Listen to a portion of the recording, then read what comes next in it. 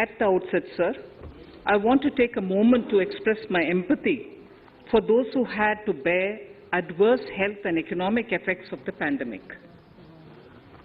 The overall sharp rebound and recovery of the economy is reflective of our country's strong resilience. India's economic growth in the current year is estimated to be 9.2%, highest among all large economies. I recognize we are in the midst of an Omicron wave with high incidence but milder symptoms. Further, the speed and coverage of our vaccination campaign has helped greatly.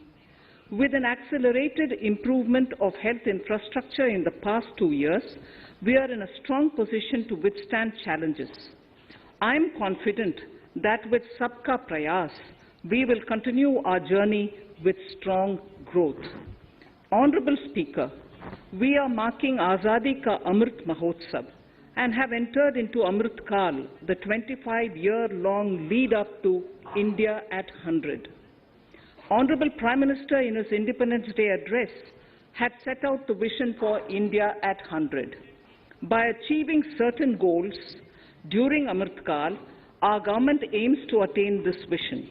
They are complementing the macroeconomic level growth focus with a microeconomic level all-inclusive welfare focus, promoting digital economy and fintech, technology-enabled development, energy transition, and climate action, and relying on virtuous cycles starting from private investment with public capital investment, helping to crowd in private investment. Since 2014, our government's focus has been on empowerment of citizens, especially the poor and the marginalized. Measures have included programs that have provided housing, electricity, cooking gas, and access to water. We also have programs for ensuring financial inclusion and direct benefit transfers. We are committed to strengthening the abilities of the poor to tap all opportunities. Our government constantly strives to provide the necessary ecosystem for the middle classes, a vast and wide section which is populated across various middle-income brackets, to make use of the opportunities they so desire. This budget seeks to lay the foundation and give a blueprint to steer the economy over Amrit Kal of the budget of 21-22. Its fundamental tenets, which included transparency of financial statement and fiscal position, reflect the government's intent, strengths, and challenges. This continues to guide us. The initiatives of the last year's budget have seen significant progress to the current wave of the pandemic are evident for all. The productivity-linked incentive in 14 sectors for achieving the vision of Atmanirbhar Bharat has received excellent response, with potential to create 60 lakh new jobs and an additional production of 30 lakh crores during next 5 years. Towards implementation of the new public sector enterprise policy, the strategic transfer of ownership of Air India has been completed. The strategic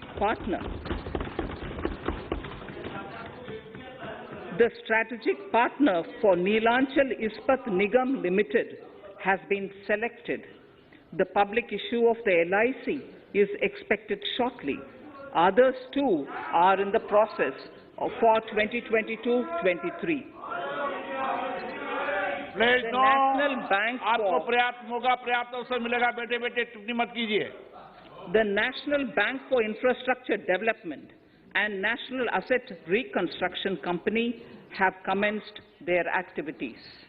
Honorable Speaker, sir, Budget 2021-22 had provided a sharp increase in provision for public investment or capital expenditure.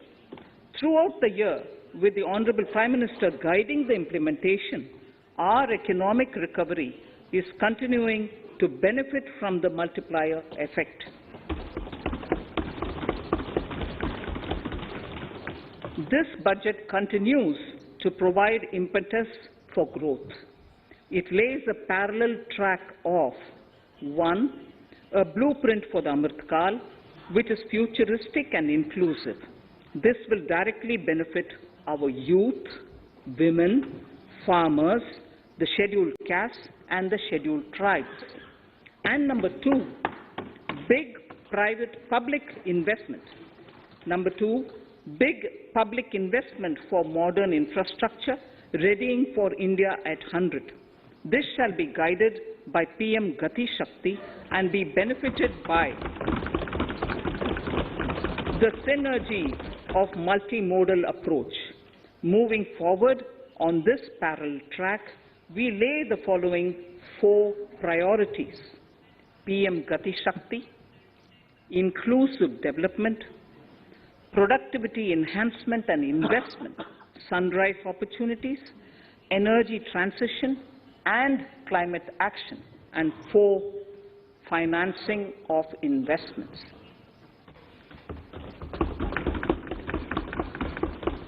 PM Gati Shakti. PM Gati Shakti is a transformative approach for economic growth and sustainable development. The approach is driven by 7 engines, namely roads, railways, airports, ports, mass transport, waterways, and logistics infrastructure. All 7 engines will pull forward the economy in unison. These engines are supported by the complementary roles of energy transmission, IT communication, bulk water and sewerage, and social infrastructure. Finally, the approach is powered by clean energy and Sabka Prayas. The efforts of the central government, the state governments, and the private sector together, leading to a huge job and entrepreneurial opportunities for all, especially the youth. PM Gati Shakti Master Plan, National Master Plan. The scope of PM Gati Shakti National Master Plan will encompass the 7 engines for economic transformation, seamless multimodal connectivity, and logistics efficiency. It will also include the infrastructure development by the state governments as per Gati Shakti Master Plan. The focus will be on planning, financing, including through innovative ways, use of technology, and speedier implementation. The projects pertaining to these 7 engines in the national infrastructure pipeline will be aligned with PM Gati Shakti framework. The touchstone of the master plan will be world-class modern infrastructure and logistics synergy among different modes of movement, both of people and goods, and location of projects. This will help raise the productivity and accelerate economic growth and development. Road transport. PM Gati Shakti Master Plan for expressways will be formulated in 22-23 to facilitate faster movement of people and goods. The national highways network will be expanded by 25,000 kilometers in 2022-23. 20,000 crores of rupees will be mobilized through innovative ways of financing to complement the public resources. The data exchange among all mode operators will be brought on unified logistics interface platform, designed for application programming interface. This will provide for efficient movement of goods through different modes, reducing logistics cost and time, assisting just-in-time inventory management, and in eliminating tedious documentation. Most importantly, this will provide real-time information to all stakeholders and improve international competitiveness. Open source mobility stack for organizing seamless travel of passengers will also be facilitated. Contracts for implementation of multimodal logistic parks at 4 locations through PPP mode will be awarded in 22-23.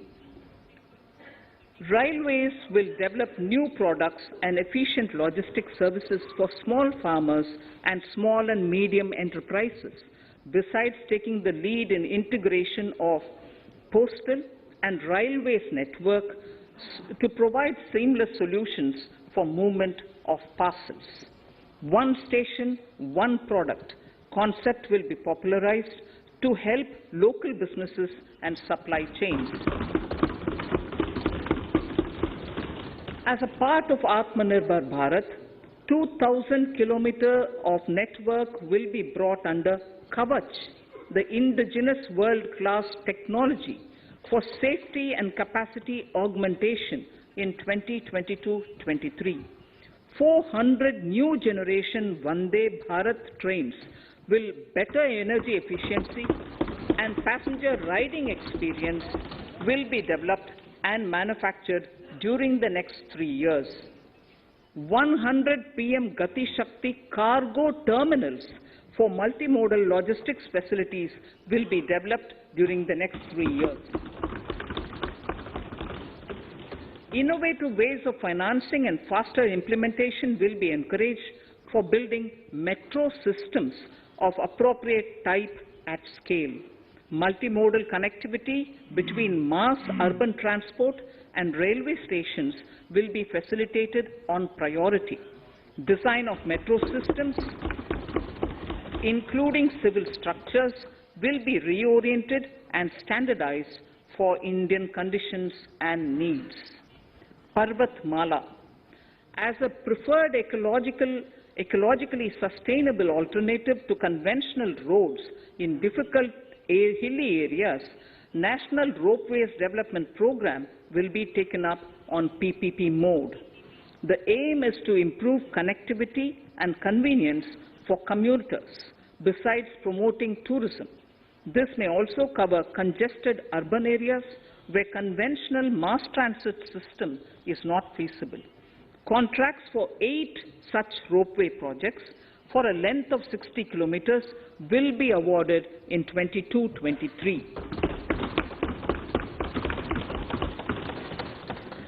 With technical support from the Capacity Building Commission, central ministries, state governments, and their infra agencies will have their skills upgraded. This will ramp up capacity in planning, design, financing, including innovative ways, and implementation management of the PM Gati Shakti infrastructure projects. Inclusive development, our second priority. Agriculture.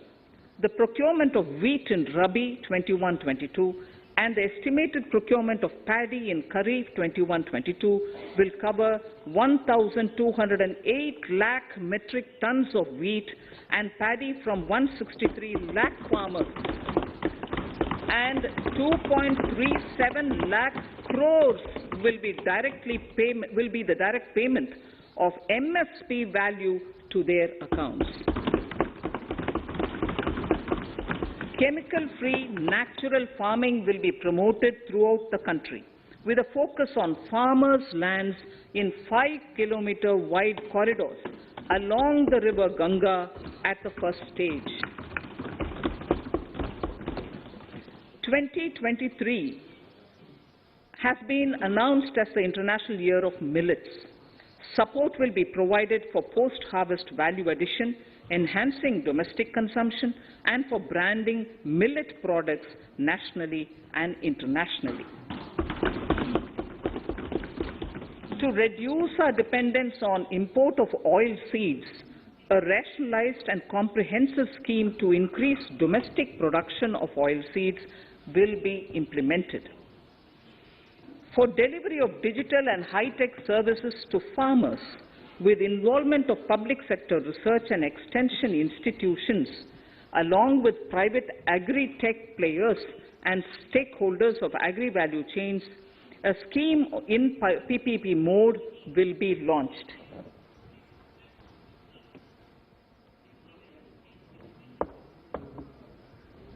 Use of Kisan drones will be promoted for crop assessment, digitization of land records, spraying of insecticides and nutrients.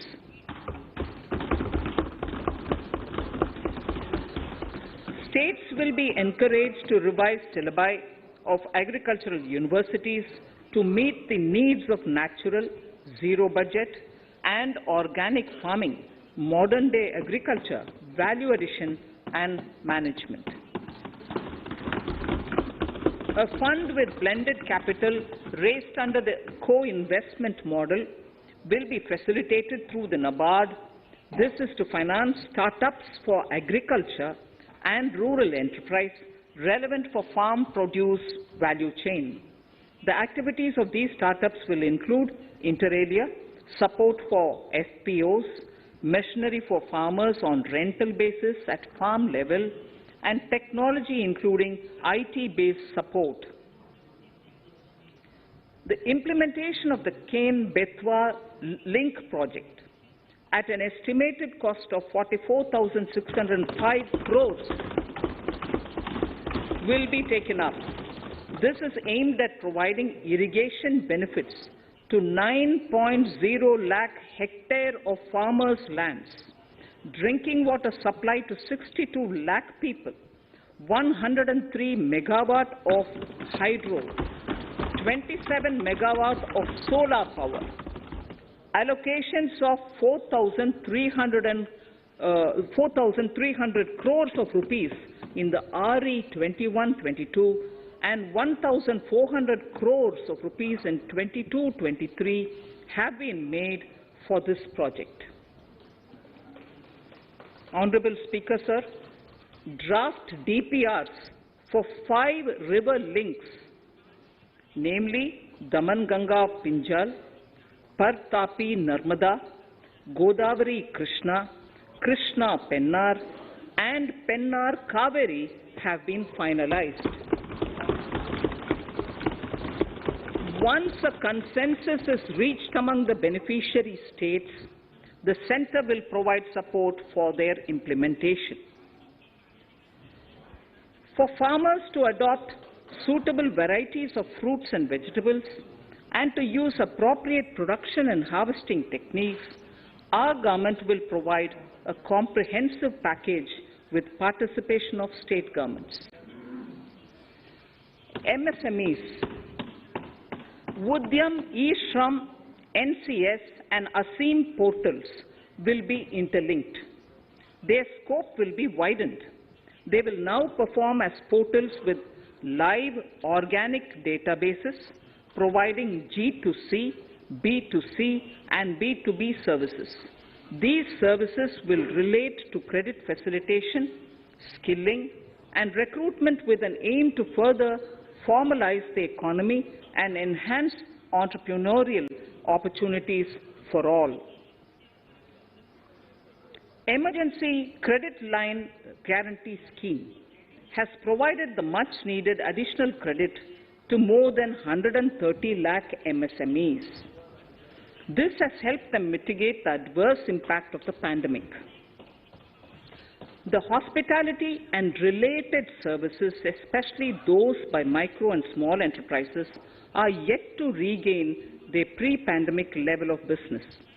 Considering these aspects, the ECLGS will be extended up to March 2023, and its guarantee cover will be expanded by 50,000 crores of rupees to total cover of 5 lakh crores.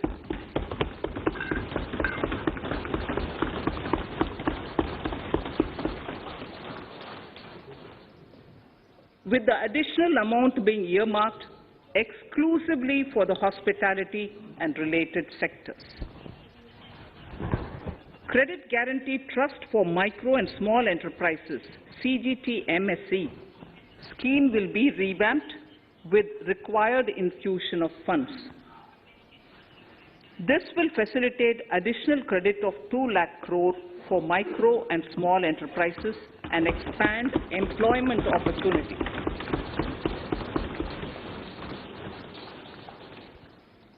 Raising and accelerating MSME performance, RAMP, program will outlay of 6,000 crore over 5 years will be rolled out. This will help MSME sector become more resilient, competitive and efficient.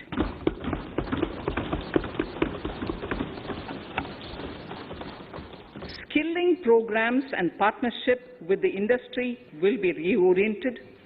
To promote continuous skilling avenues, sustainability, and employability, the National Skill Qualification Framework will be aligned with dynamic industry needs.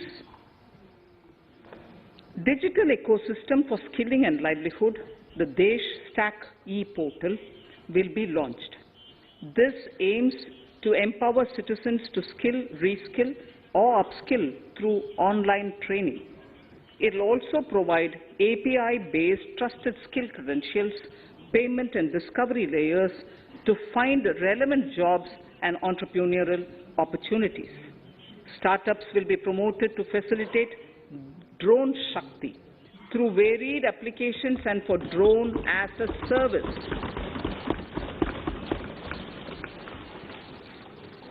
In select ITIs in all states, the required courses for skilling will be started. Due to the pandemic-induced closure of schools, our children, particularly in the rural areas and those from scheduled castes and scheduled tribes and other weaker sections, have lost almost 2 years of formal education. Mostly, these are children in government schools. We recognize the need to impart supplementary teaching and to build a resilient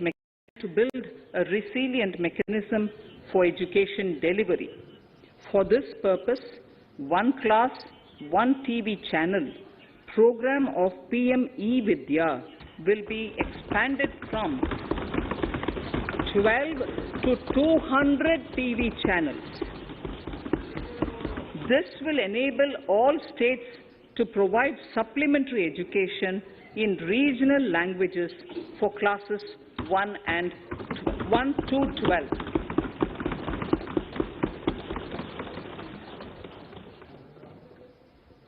High-quality e-content in all spoken languages will be developed for delivery via internet, mobile phones, TV, and through radio and through digital teachers.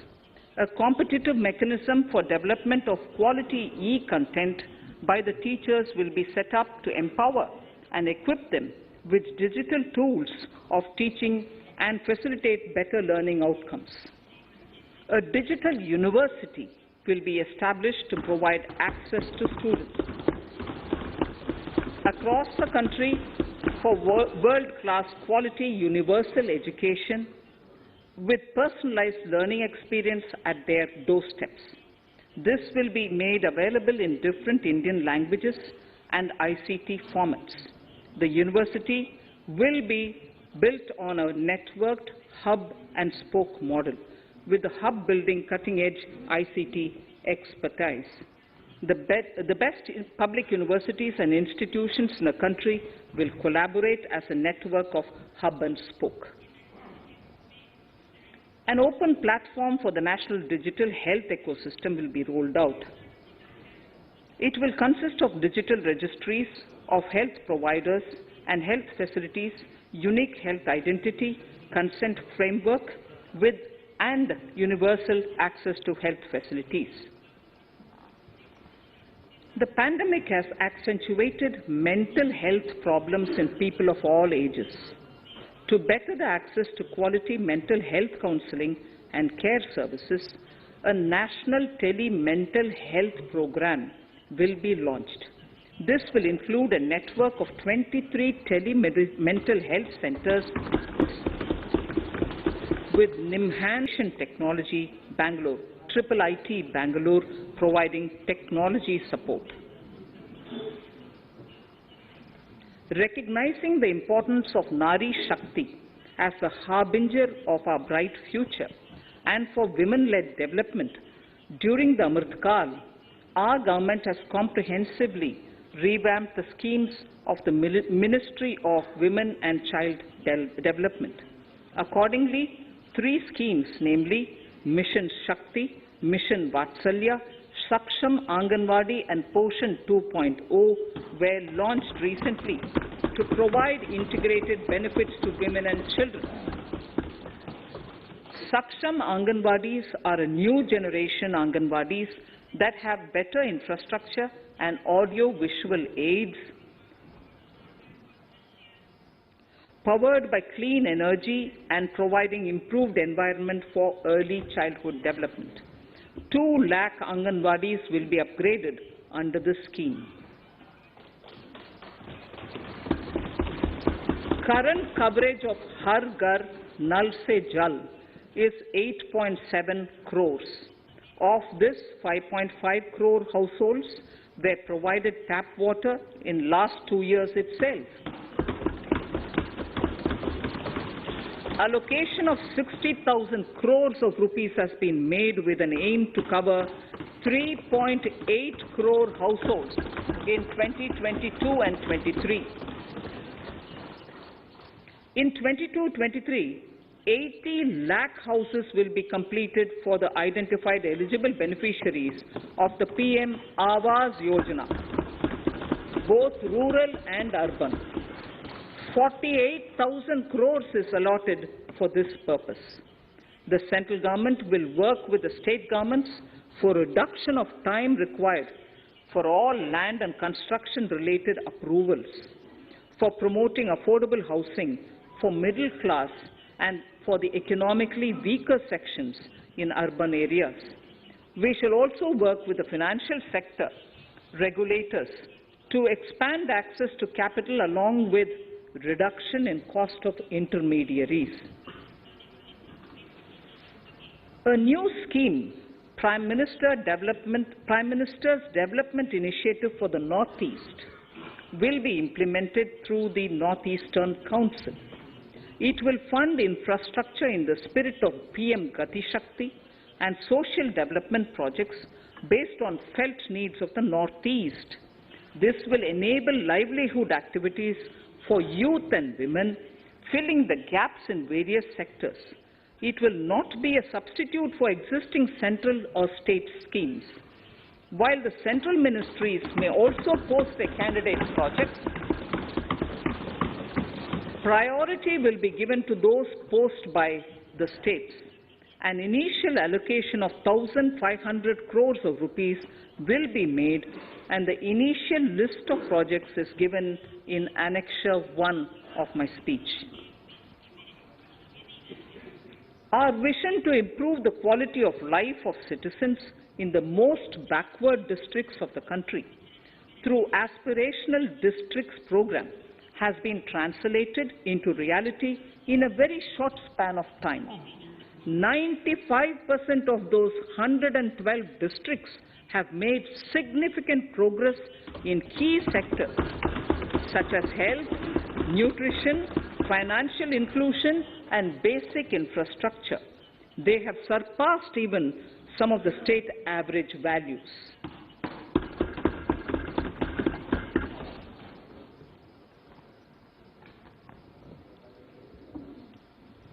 However, in those districts, some blocks continue to lag.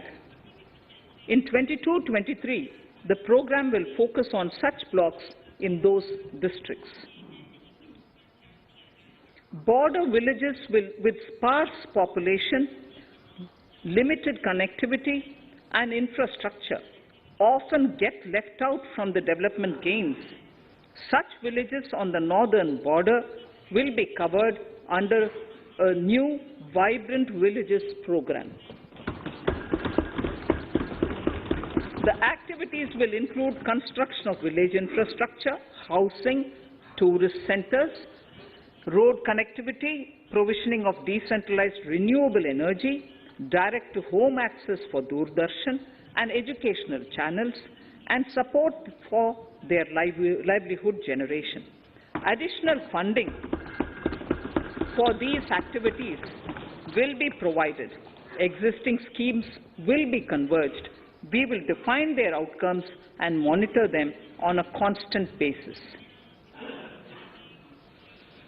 In 2022, 100% of 1.5 lakh post offices will come on the core banking system, enabling financial inclusion and access to accounts through net banking, mobile banking, ATMs, and also provide online transfer of funds between post office accounts and bank accounts.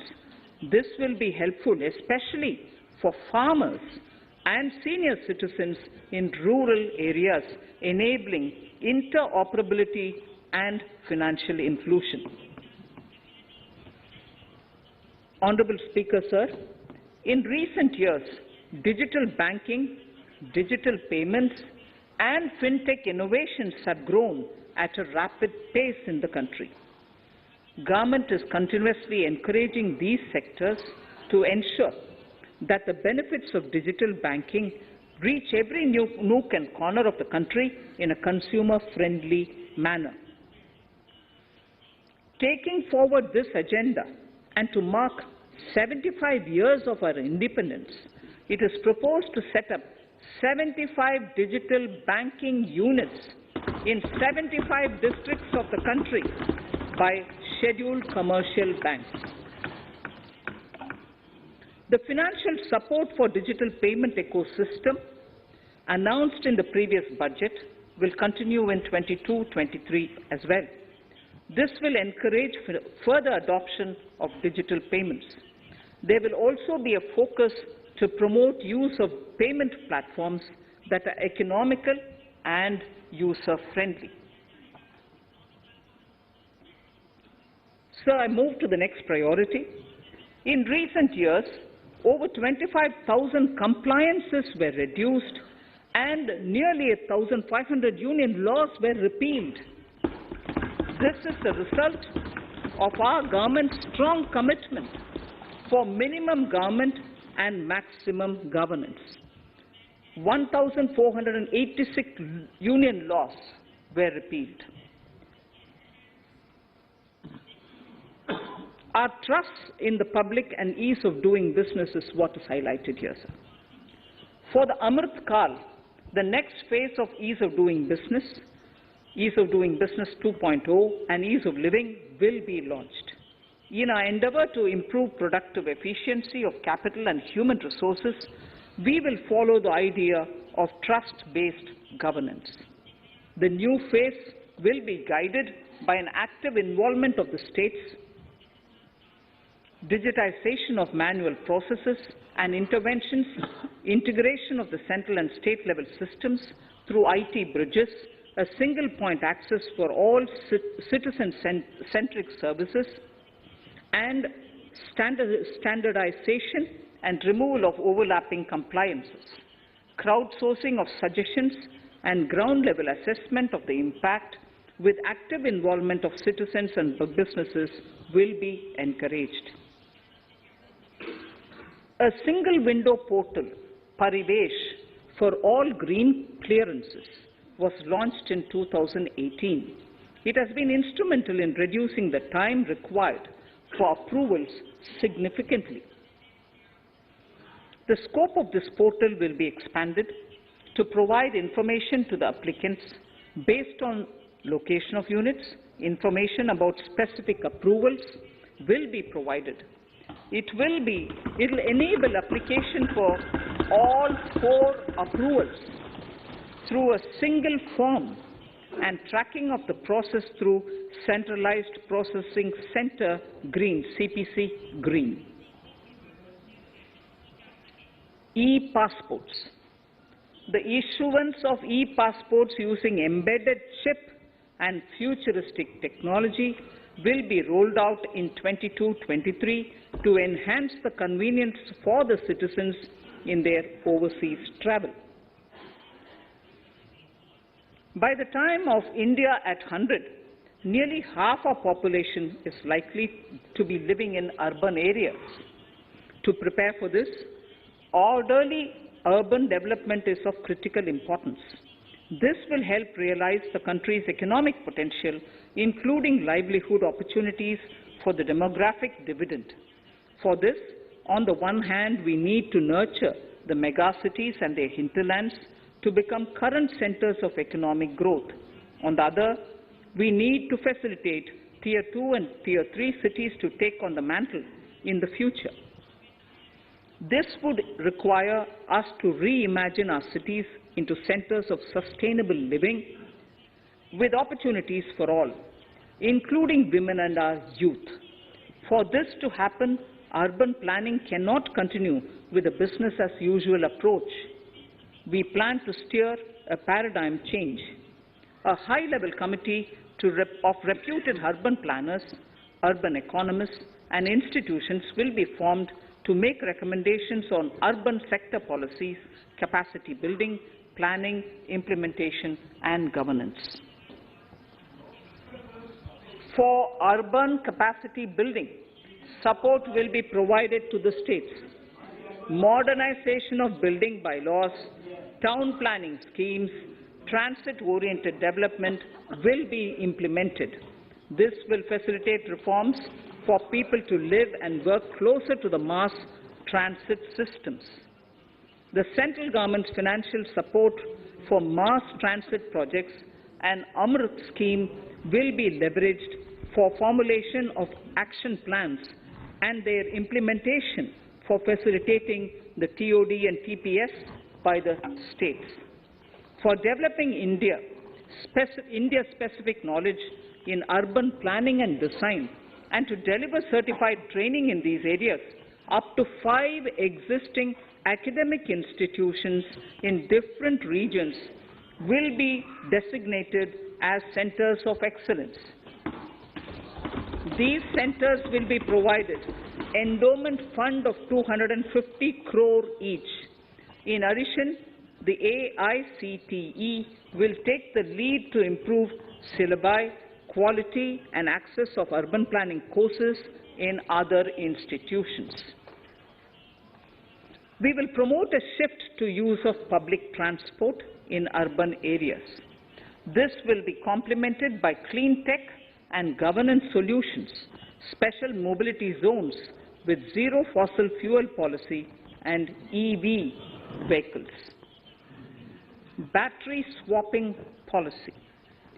Considering the constraint of space in urban areas, for setting up charging stations at scale, a battery swapping policy will be brought out and interoperability standards will be formulated.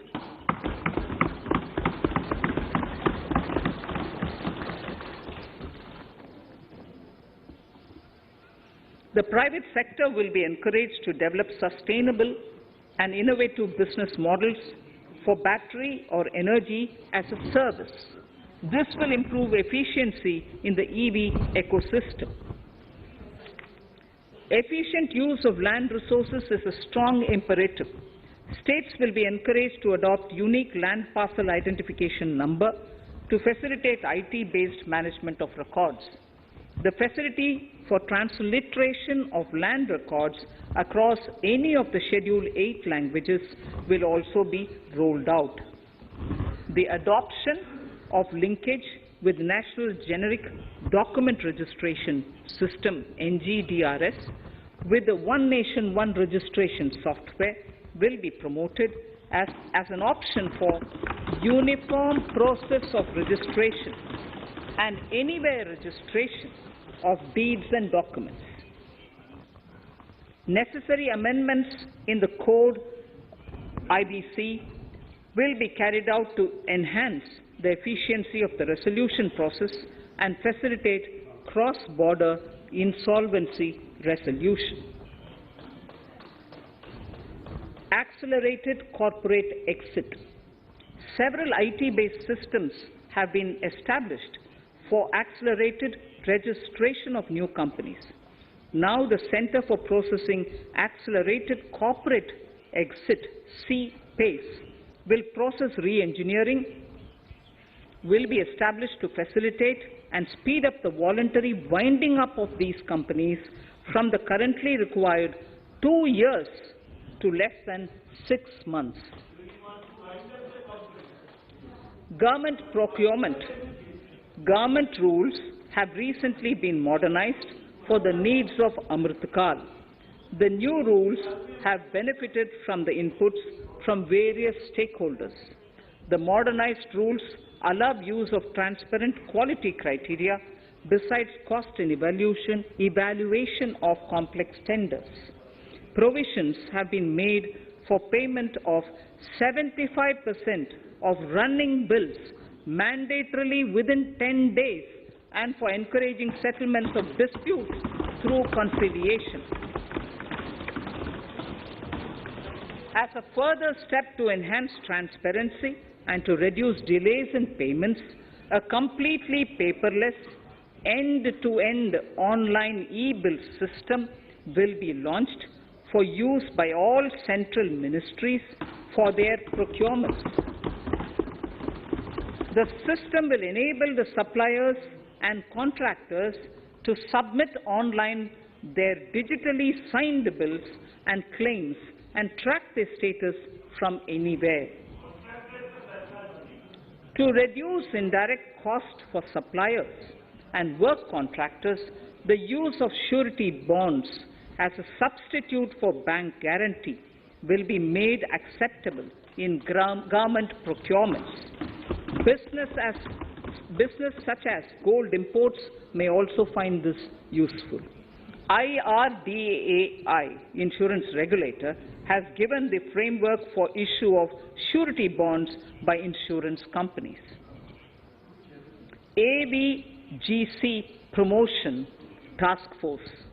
The animation, visual effects, gaming and comic, the AVGC sector, offers immense potential to employ youth. An AVGC Promotion Task Force with all stakeholders will be set up to recommend ways to realize this and build domestic capacity for serving our markets and the global demand. Telecom sector. Telecommunications in general and 5G technology in particular can enable growth and offer job opportunities. Required spectrum auctions will be conducted in 2022 to facilitate rollout of 5G mobile services within 2022-23 by private telecom providers. A scheme for design-led manufacturing will be launched to build a strong ecosystem for 5G as part of the production-linked incentive scheme. To enable affordable broadband and mobile service proliferation in rural and remote areas, 5% of annual collections under the Universal Service Obligation Fund will be allocated. This will promote R&D and commercialization of technologies and solutions. Our vision is that all villages and their residents should have the same access to e-services, communication facilities, and digital resources as urban areas and their residents. The contracts for laying optical fiber in all villages, including remote areas, will be awarded under the BharatNet project through PPP in 22 and 23. Completion is expected in 2025. Measures will be taken to enable better and more efficient use of the optical fiber. Export promotion.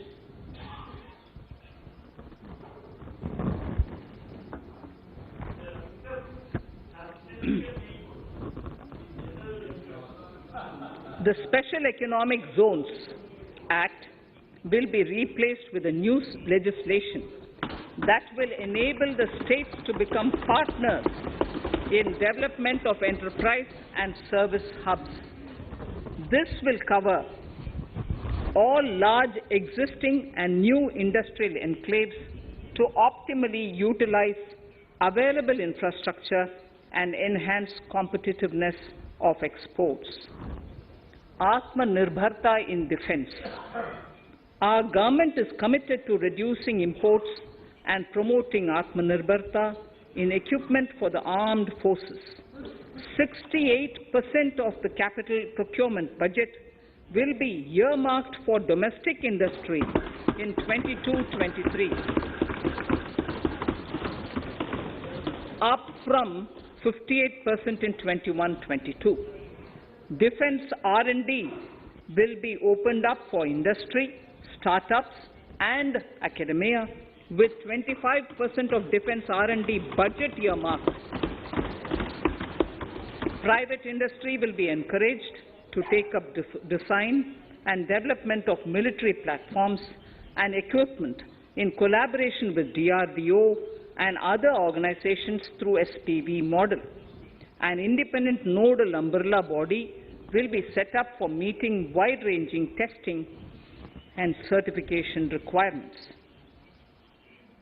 Artificial intelligence, geospatial systems and drones, semiconductor and its ecosystem, space economy, genomics and pharmaceuticals, green energy and clean mobility systems have immense potential to assist sustainable development at scale and modernize the country. They provide employment opportunities for our youth and make Indian industry more efficient and competitive. Supportive policies, light touch regulations, facilitative actions to build domestic capacities and promotion of research and development will guide the government's approach. For R&D in the sunrise opportunities, in addition to efforts of collaboration among academia, industry and public institutions, government contribution will be provided. Energy transition and climate change. The risks of climate change are the strongest negative externalities that affect India and other countries. As Honorable Prime Minister said at the COP26 summit in Glasgow last November, and I quote, "What is needed today is mindful and deliberate utilization instead of mindless, destructive consumption," unquote. The low-carbon development strategy, as enunciated in the Panchamrit that he announced is an important reflection of our government's strong commitment towards sustainable development. The strategy opens up huge employment opportunities and will take the country on a sustainable development path. This budget proposes several near-term and long-term actions accordingly. Solar power. To facilitate domestic manufacturing for the ambitious goal of 280 gigawatts of installed solar capacity by 2030, an additional allocation of 19,500 crores for PLI, production-linked incentive, for manufacturing of high-efficiency modules with priority to fully integrate manufacturing units from polysilicon to solar PV modules will be made. Honorable Speaker, sir, the circular economy transition is expected to help in productivity enhancement as well as creating large opportunities for new businesses and jobs. The action plans for 10 sectors such as electronic waste, end-of-life vehicles, used oil waste, toxic and hazardous industrial waste are already ready. The focus will now be on addressing important cross-cutting issues of infrastructure, reverse logistics, technology upgradation, and integration with informal sector. This will be supported by active public policies covering regulations, extended producers' responsibilities, framework, and innovation facilities. 5 to 7% biomass pellets will be co-fired in thermal power plants, resulting in carbon dioxide savings of 38 MMT annually. This will also provide extra income to farmers and job opportunities to locals and help avoid stubble burning in agricultural fields. Saving energy is an important aspect of the energy management. Hence, energy efficiency and savings measures will be promoted. This will be done in large commercial buildings through the energy service company business model. It will facilitate capacity building and awareness for energy audits, performance contracts, and common measurement of and verification protocol. 4 pilot projects for coal gasification and conversion of coal into chemicals required for the industry will be set up to evolve technical and financial viability. The policies and required legislative changes to promote agroforestry and private forestry will be brought in. In addition, financial support will be provided to farmers belonging to scheduled castes and scheduled tribes who want to take up agroforestry. Honourable Speaker, I now move to the 4th priority, financing of investments. Capital investment holds the key to speedy and sustainable economic revival and consolidation through its multiplier effect. Capital investment also helps in creating employment opportunities, induced enhanced demand for manufactured input from large industries and MSMEs, services from professionals, and help farmers through better agri-infrastructure. The economy has shown strong resilience to come out of the effects of the pandemic with high growth. However, we need to sustain that level to make up for the setback of 2020-2021.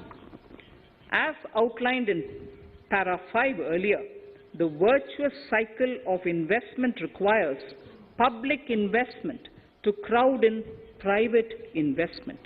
At this stage, private investments seem to require that support to rise to their potential and to the needs of the economy. Public investment must continue to take the lead and prime the private investment and demand in 2022-23. Considering the above imperative, the outlay for capital expenditure in the Union budget is once again being stepped up sharply by 35.4% from 5.54 lakh crore in the current year to 7.50 lakh crores in 22-23. This has increased to more than 2.2 times the expenditure of 2019-20. This outlay in 22-23 will be 2.9% of the GDP. Effective capital expenditure. With this investment taken together with the provision made for creation of capital assets through grants and aid to states, the effective capital expenditure of the central government is estimated at 10.68 lakh crores in 22-23, which will be about 4.1% of the GDP. Green bonds. As a part of the government's overall market borrowings in 22-23, sovereign green bonds will be issued for mobilizing resources for green infrastructure. The proceeds will be deployed in public sector projects which help in reducing the carbon intensity of the economy. GIFT IFSC. World-class foreign universities and institutions will be allowed in the GIFT City to offer courses in the financial management, fintech, science, technology, engineering, and mathematics free from domestic regulations, except those by the IFSCA to facilitate availability of high-end human resources for financial services and technology. An international arbitration center will be set up in the GIFT City for timely settlement of disputes under international jurisprudence. Services Services for global capital for sustainable and climate finance in the country will be facilitated in the GIFT City. Infrastructure status. Data centers and energy storage systems, including dense charging infrastructure and grid-scale battery systems, will be included in the harmonized list of infrastructure. This will facilitate credit availability for digital infrastructure and clean energy storage. Venture capital and private equity invested more than 5.5 lakh crores last year, facilitating one of the largest startup growth systems. Scaling up this investment requires a holistic examination of regulatory and other frictions. An expert committee will be set up to examine and suggest appropriate measures. Government-backed funds, NIIF and SIDBI, Fund of Funds, have provided scale capital, creating a multiplier effect. For encouraging important sunrise sectors such as climate action, deep tech, digital economy, pharma, and agri-tech, the government will promote these thematic funds for blended finance, with the government share being limited to 20% and the funds being managed by private fund managers. For financing the infrastructure needs, the stepping up of public investment will need to be complemented by private capital at a significant scale. Measures will be taken to enhance financial viability of projects, including PPP, with technical and knowledge assistance from multilateral agencies. Enhancing financial viability shall also be obtained by adopting global best practices, innovative ways of financing, and balanced risk allocation. Digital rupee.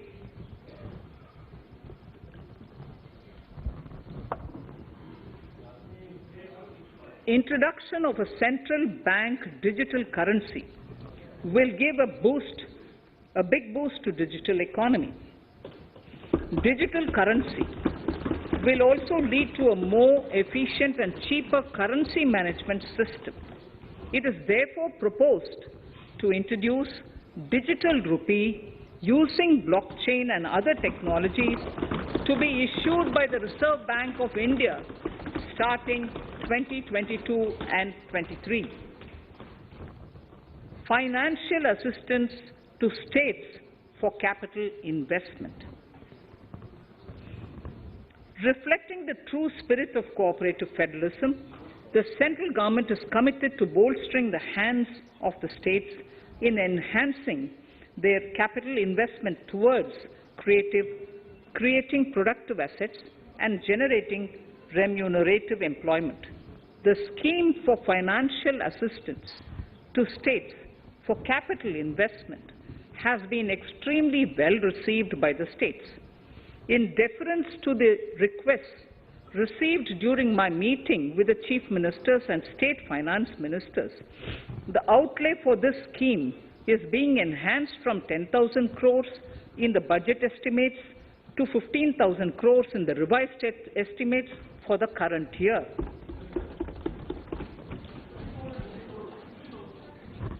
For 22-23,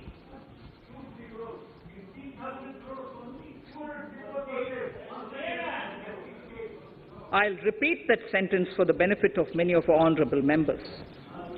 In deference to the requests received during my meeting with chief ministers and state finance ministers, the outlay for this scheme is being enhanced from 10,000 crores in the BE to 15,000 crores, 15,000 crores in the RE of the current year.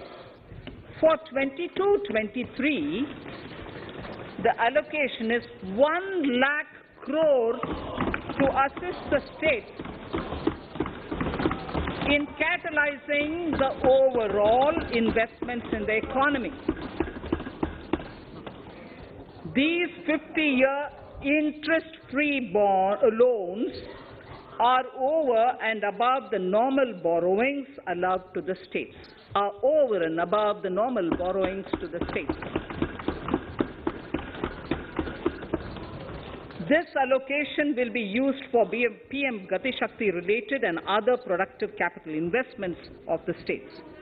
It will also include components for supplemental funding for priority segments of PM Gram Sadak Yojana, including support for the state's share, digitization of the economy, including digital payments and completion of OFC network, and reforms related to building bylaws, town planning schemes, transit-oriented development, and transferable development rights.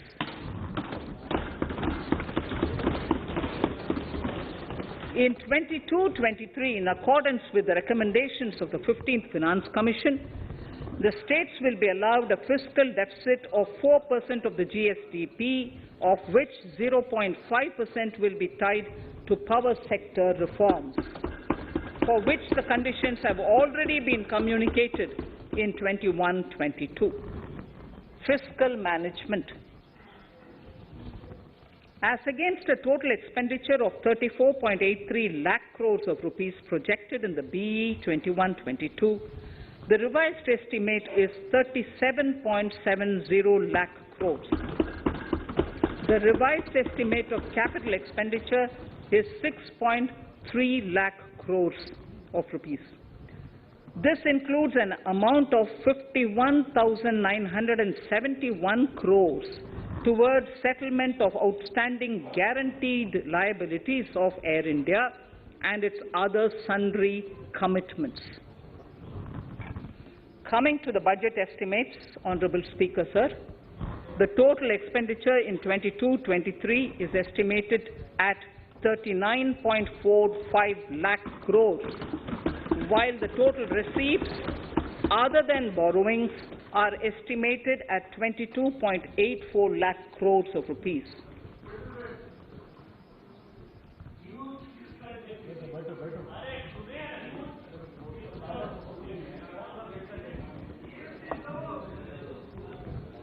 The revised fiscal deficit, Honourable Speaker, in the current year is estimated at 6.9% of the GDP, as against 6.8% projected in the budget estimates. The fiscal deficit is in 22-23 is estimated at 6.4% of the GDP, which is consistent with the broad path of the fiscal consolidation announced by me last year to reach a fiscal deficit level below 4.5% by 25-26. While setting the fiscal deficit level in 22-23, I am conscious of the need to nurture growth through public investment to become stronger and sustainable. I will now move to Part B of my speech.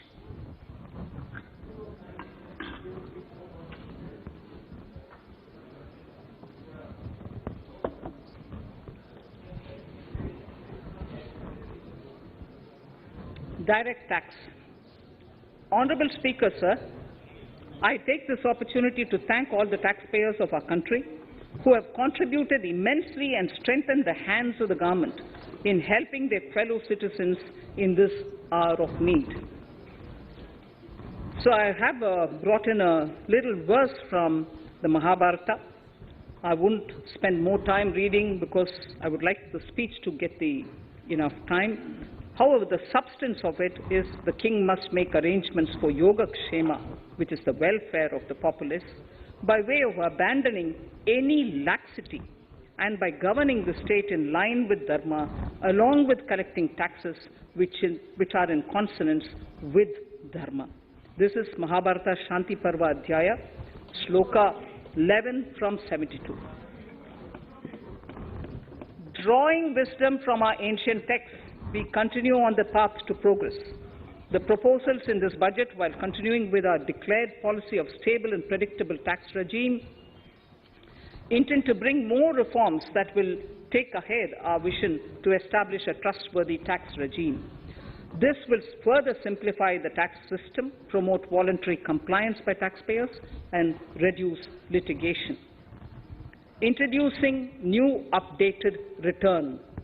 India is growing at an accelerated pace, and people are undertaking multiple financial transactions. The Income Tax Department has established a robust framework of reporting of taxpayers' transactions. In this context, some taxpayers may realize that they have committed omissions or mistakes in correctly estimating their income for tax payment. To provide an opportunity to correct such errors, I am proposing a new provision permitting taxpayers to file an updated return on payment of additional tax. This updated return can be filed within 2 years from the end of the relevant assessment year.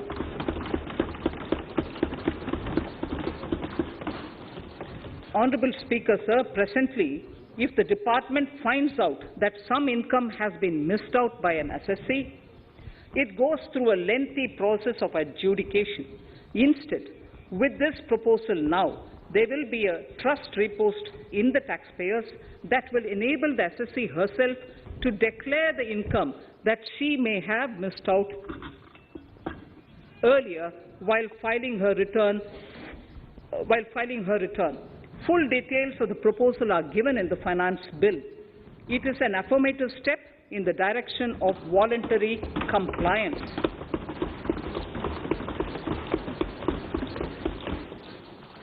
Reduced alternative minimum tax rate and surcharge for cooperatives. Currently, cooperative societies are required to pay alternate minimum tax at the rate of 18 and 1.5%. However, companies pay the same rate, which is the alternate minimum tax, at the rate of 15%. To provide a level playing field between cooperative societies and companies, I propose to reduce this rate for the cooperative societies also to 15%. Honourable Speaker, sir, I also propose to reduce the surcharge on cooperative societies from the present 12% to 7% for those having total income of more than 1 crore and up to 10 crores. This would help in enhancing income of cooperative societies and its members who are mostly from the rural and from farming communities. Tax relief to persons with disability. The parent or guardian of a differently abled person can take an insurance scheme for such person. The present law provides for deduction to the parent or guardian only if the lump sum payment or annuity is available to the differently abled person on the death of the subscriber, that is the parent or the guardian. There could be situations where the differently abled dependent may need payment of annuity or lump sum amount even during the lifetime of their parent or guardian. I propose thus to allow the payment of annuity and lump sum amount to the differently abled dependent during the lifetime of the parent and guardians, that is parent or guardians, attaining the age of 60 years. Parity between employees of the state and central governments. At present, the central government contributes 14% of the salary of its employee to the National Pension System, NPS, Tier 1. This is allowed as a deduction in computing the income of the employee. However, such deduction is allowed only to the extent of 10% of the salary in case of employees of the state governments. To provide equal treatment to both central and state government employees, I propose to increase the tax deduction limit from 10% to 14% on employers' contribution to the MPS account of state government employees as well. This would help in enhancing the social security benefits of the state government employees and bring them at par with central government employees. Incentives for startups. Startups have emerged as drivers of growth for our economy.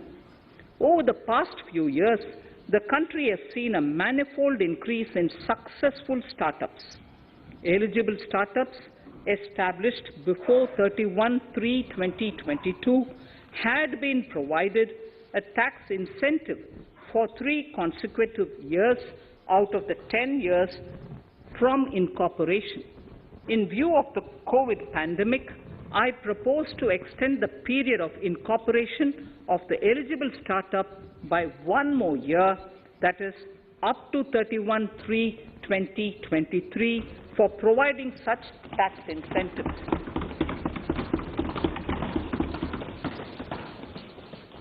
Incentives for newly incorporated manufacturing entities under concessional tax regime. In an effort to establish a global competitive business environment for certain domestic companies, a concessional tax regime of 15% was introduced by our government for newly incorporated domestic manufacturing companies. I propose to extend the last date for commencement of manufacturing or production under Section 115B(ab) by 1 more year, that is from 31st March 2023 to 31st March 2024.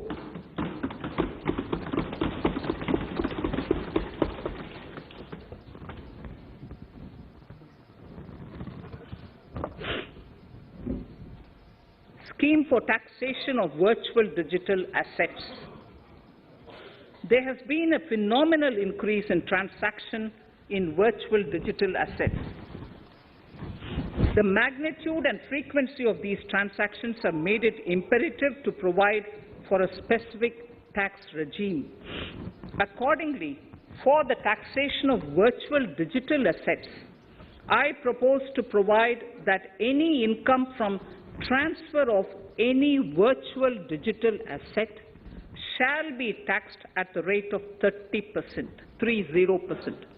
No deduction in respect of any expenditure or allowance shall be allowed while computing such income except cost of acquisition. Further, loss from transfer of virtual digital asset cannot be set off against any other income. Further, in order to capture the transaction details, I also propose to provide for TDS on payment made in relation to transfer of virtual digital asset at the rate of 1% of such consideration above a monetary threshold. Gift of virtual digital asset is also proposed to be taxed in the hands of the recipient.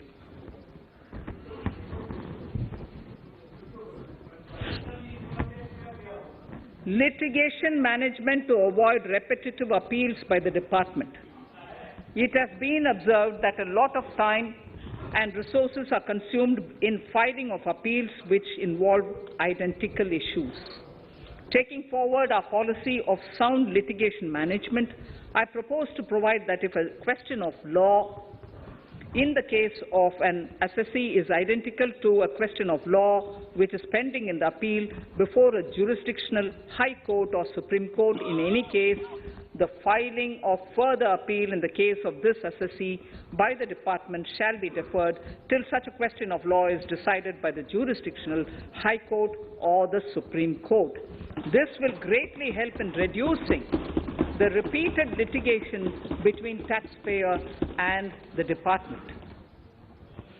Taking forward our efforts to further promote the IFSC, I hereby propose to provide that income of a non-resident from offshore derivative instruments or over-the-counter derivatives issued by an offshore banking unit, income from royalty and interest on account of lease of ship, and income received from portfolio management services in IFSC shall be exempt from tax subject to specified conditions.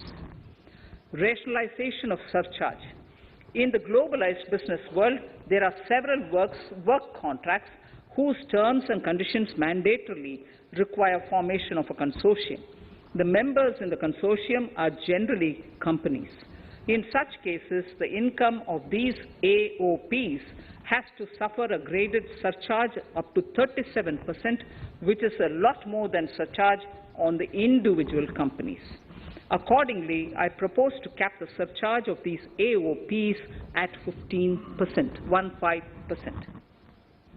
Further, the long-term capital gains on listed equity shares, units, etc., are liable to maximum surcharge of 15%, while other long-term capital gains are subjected to a graded surcharge, which goes up to 37%. I propose to cap the surcharge on long-term capital gains arising on transfer of any type of assets at 15%. This step will give a boost to startup community, and along with my proposal on the extended tax benefits to manufacturing companies and startups, reaffirms our commitment to Atmanirbhar Bharat. Clarification in relation to health and education cess as business expenditure. The income tax is not an allowable expenditure for computation of business income. This includes tax as well as surcharges. The health and education cess is imposed as an additional surcharge on the taxpayer for funding specific government welfare programs. However, some courts have allowed health and education cess as business expenditure, which is against the legislative intent. To reiterate the legislative intent, I propose to clarify that any surcharge or cess on income and profits is not allowable as business expenditure. Deterrence against tax evasion. Honourable Speaker, sir, presently there is ambiguity regarding set-off of brought-forward loss against undisclosed income detected in search operations. It has been observed that in many cases where undisclosed income or suppression of sales, etc., is detected, payment of tax is avoided by setting off of losses. In order to bring certainty and to increase deterrence among tax evaders, I propose to provide that no set-off of any loss shall be allowed against undisclosed income detected during search and survey operations.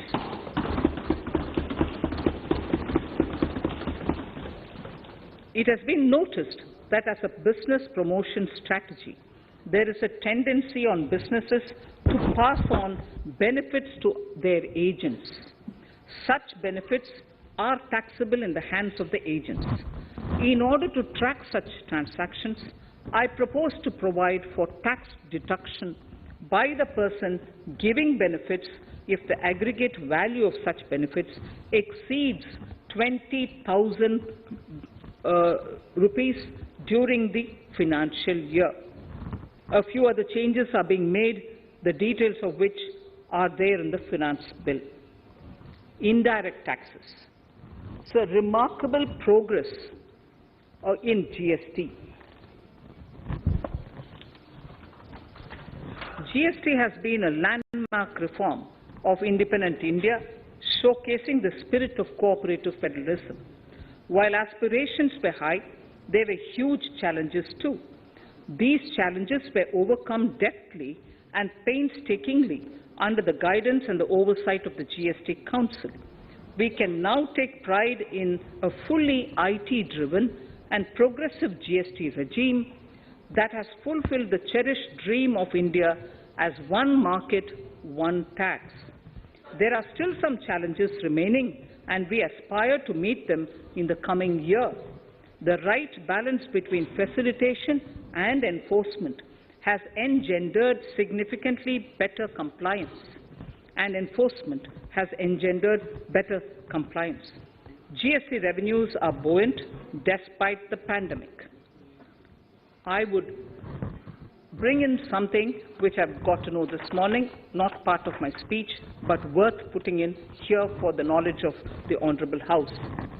I would like to bring to the notice of this House that the gross GST collections for the month of January 22 are rupees 1,40,986 crores,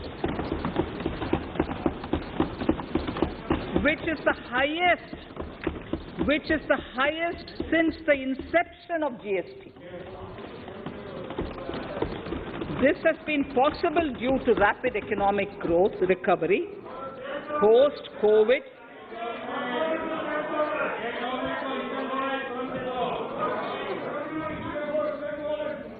This has been possible due to the rapid economic recovery post-COVID, as well as various policy and administration undertaken by central and state tax administrations. Taxpayers deserve applause for this growth. Not only did they adapt to the changes, but enthusiastically contributed to the cost of paying taxes. Special economic zones. In part A of my speech, I have referred to the proposed reforms in SEZs.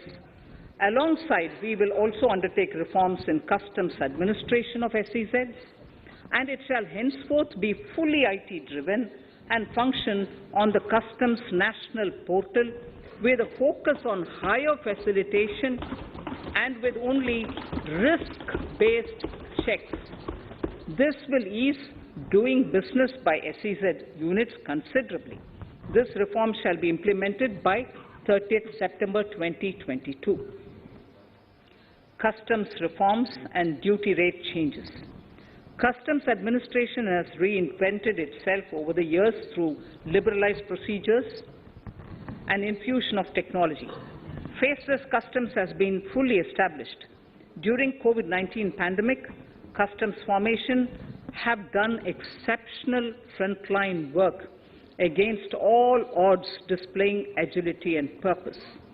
Customs reforms have played a very vital role in domestic capacity creation, providing level playing field to our MSMEs, easing the raw material supply side constraints, enhancing ease of doing business, and being an enabler to other policy initiatives such as PLI and phased manufacturing plans.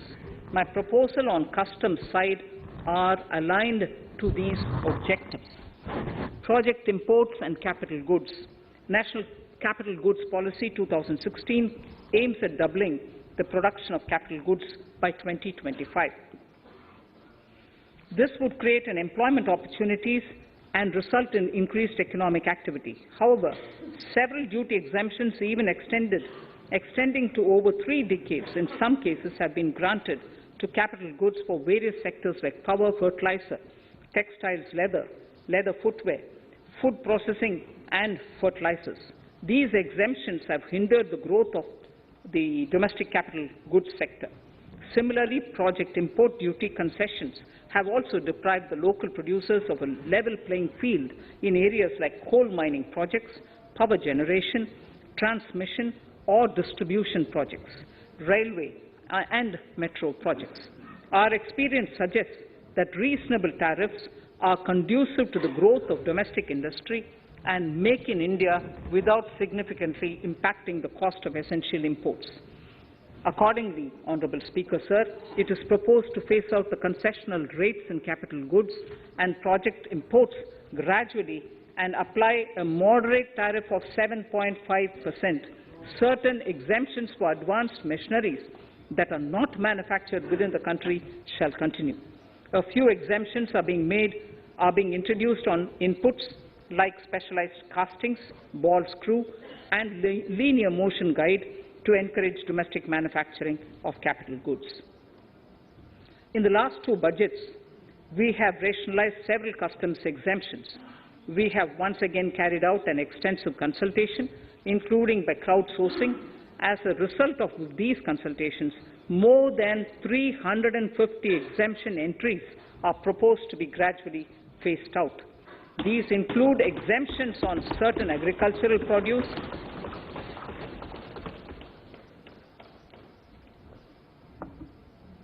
chemicals, fabrics, medical devices and drugs, and medicines for which sufficient domestic capacity exists. Further, as a simplification measure, several concessional rates are being incorporated in the customs tariff schedule itself instead of prescribing them through various notifications.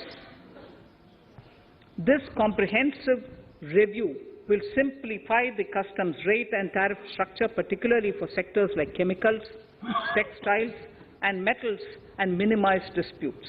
Removal of exemption on items which are or can be manufactured in India, and providing concessional duties on raw material that go into manufacturing of intermediate products will go many a step forward in achieving our objective of Make in India and Atmanirbhar Bharat.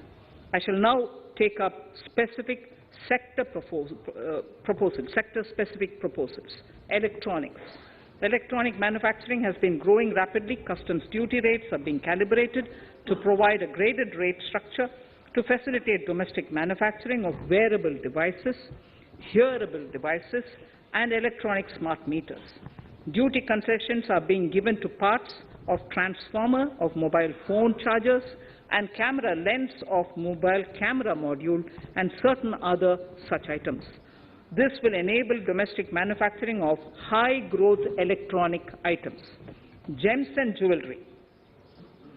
To give a boost to the gems and jewelry sector, customs duty on cut and polished diamonds and gemstones is being reduced to 5%. Simply sawn diamond would attract nil customs duty. To facilitate export of jewelry through e-commerce, a simplified regulatory framework shall be implemented by June this year.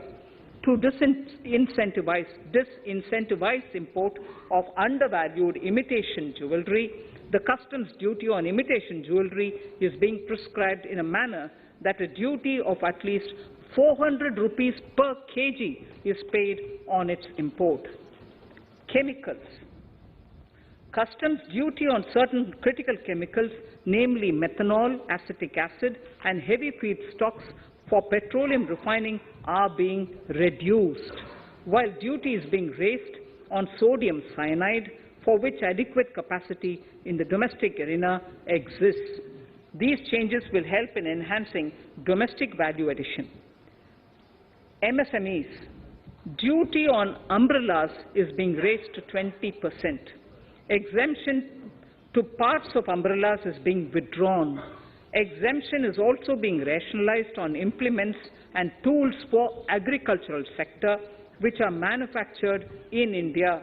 Customs duty exemption given to steel scrap last year is being extended for another year to provide relief to MSME secondary steel producers.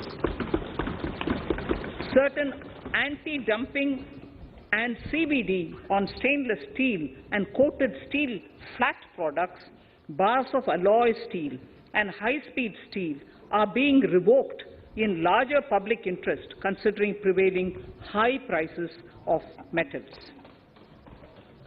To incentivize exports, exemptions are being provided on items such as embellishment, trimmings, fasteners, buttons, zipper, lining material, specified leather, furniture fittings, and packaging boxes that may be needed by bona fide exporters of handicrafts, textiles, leather garments, leather footwear, and other goods. Honourable Speaker, sir, duty is being reduced on certain inputs required for shrimp aquaculture so as to promote its exports. Tariff measure to encourage blending of fuel. Blending of fuel is a priority for this government. To encourage the efforts for blending of fuel, unblended fuel shall attract an additional differential excise duty of Rs 2 per litre from first day of October 22. A few other changes are being made in duty rates, customs, tariff and customs law, the details of which are there in the Finance Bill. Mr. Speaker, sir, with these words, I commend the budget to this august House. Thank you. Item number 2, Srimati Nirmala Sitharaman ji.